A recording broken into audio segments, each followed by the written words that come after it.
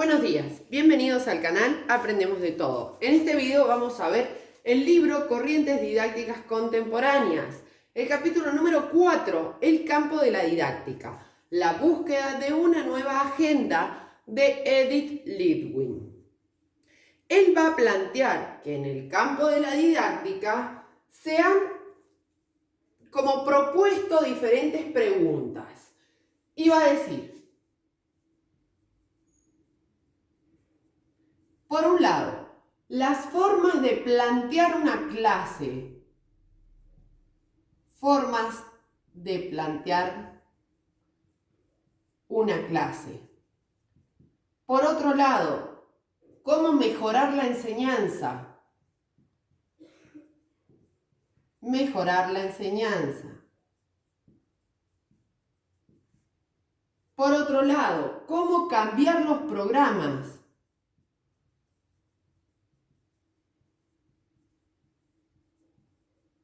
Recordemos que la didáctica abarca en su aplicación el qué, cómo, cuándo, para qué y por qué y a quién enseñar, ¿sí? Entonces va a decir lo siguiente: estas preguntas recibieron soluciones parciales y por otro lado se desconocieron dimensiones políticas y pedagógicas. Por lo tanto, ¿cuál es el propósito de este libro? De este capítulo. Va a decir lo siguiente: por un lado, desarrollar problemas acerca de la enseñanza con el objeto de nuevas miradas en el campo de la didáctica. Desarrollar problemas acerca de la enseñanza con el objeto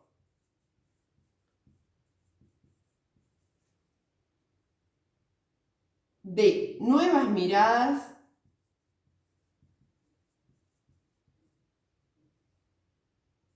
al campo de la didáctica. ¿Qué va a abordar estos temas? Por un lado, la mirada histórica, es decir, cómo se fue desarrollando ese campo. Por otro lado, el análisis de conceptos.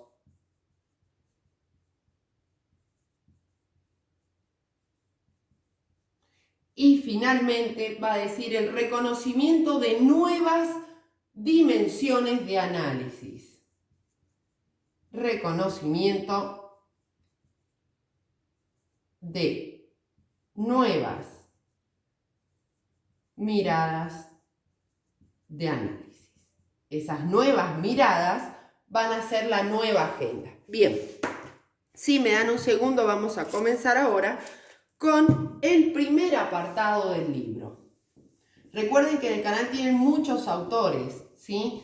Y otro tema, que este libro, el libro Las Corrientes Didácticas Contemporáneas, tiene otros autores como Camilloni, Davini, Edelstein, Souto, etc. Bien, el próximo apartado dice: la agenda clásica de la didáctica, un análisis crítico. Ya les voy a identificar esa agenda clásica. La agenda clásica de la didáctica, un análisis crítico. ¿Y cuáles van a ser los temas de análisis?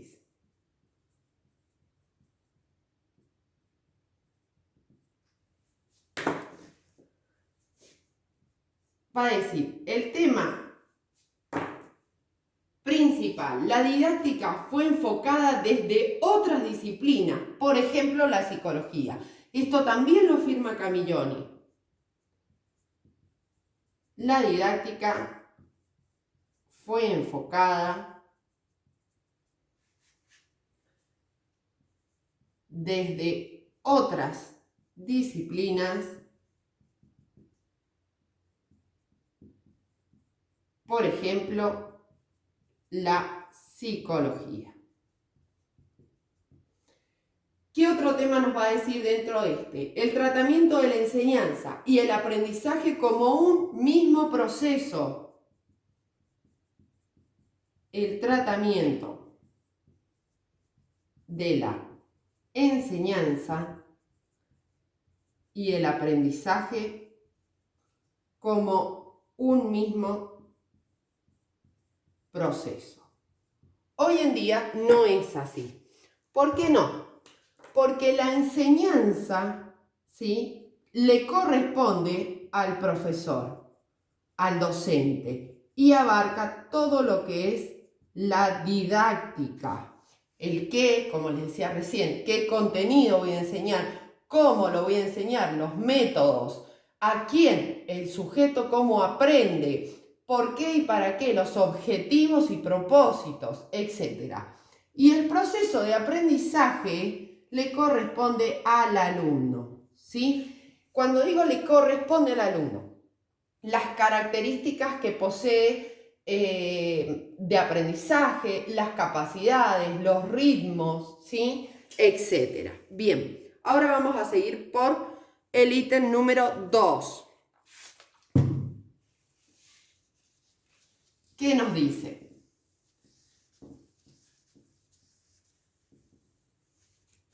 Nos va a explicar cómo se fue desarrollando a lo largo de la historia el ítem número 2 y comienza en la década del 70, diciendo lo siguiente: se consolidan dimensiones de análisis, ¿sí? O sea, ¿qué es lo que iba a abarcar esa didáctica? Se consolidan dimensiones de análisis. ¿Cuáles son? Los objetivos, los contenidos, el currículum. Por otro lado, las actividades, la evaluación. Todos estos temas o dimensiones dice que van a conformar la agenda clásica de la didáctica. Es decir, hasta el día de hoy se sigue analizando esto. Sin embargo, en la década del 80 y 90, esto cambia. ¿Por qué? Porque la didáctica se va a enfocar como una teoría acerca de la enseñanza. Ya no más el aprendizaje, sino la enseñanza. La didáctica como una teoría de enseñanza. ¿A qué nos referimos con esto? Va a existir un desarrollo teórico.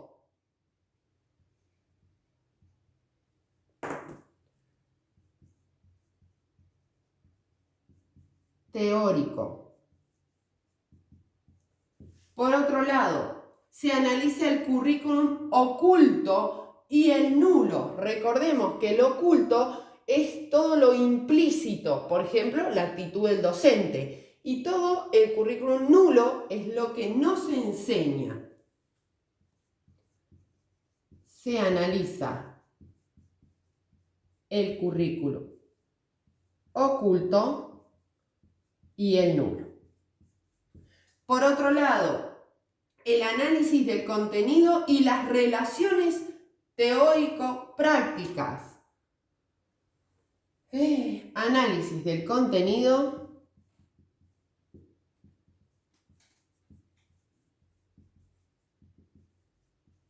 y las relaciones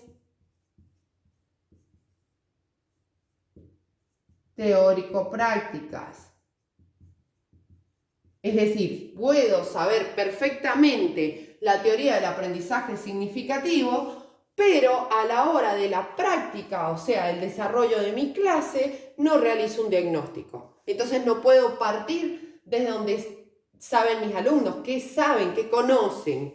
Bien, finalmente va a decir, por ejemplo, las concepciones pedagógicas y didácticas se restringieron a la formulación de objetivos, ¿sí? ¿Qué quiero que aprenda el alumno? Pero como que se olvida, vamos a decir, o se tiene muy al margen las competencias. ¿Bien? Solamente por objetivos, demasiado técnico. Entonces, finalmente va a decir cambio. Cuando dice cambio, se refiere a que se propuso recuperar la preocupación por la enseñanza en sus dimensiones filosófica, política, ideológica y pedagógica. Ya lo explico. Se propuso recuperar la preocupación por la enseñanza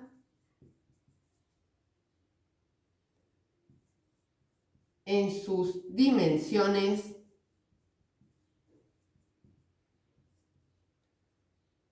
filosófica, es decir, cómo se obtiene el conocimiento, política, este está referido al diseño curricular, que entra en una política educativa, ideológica.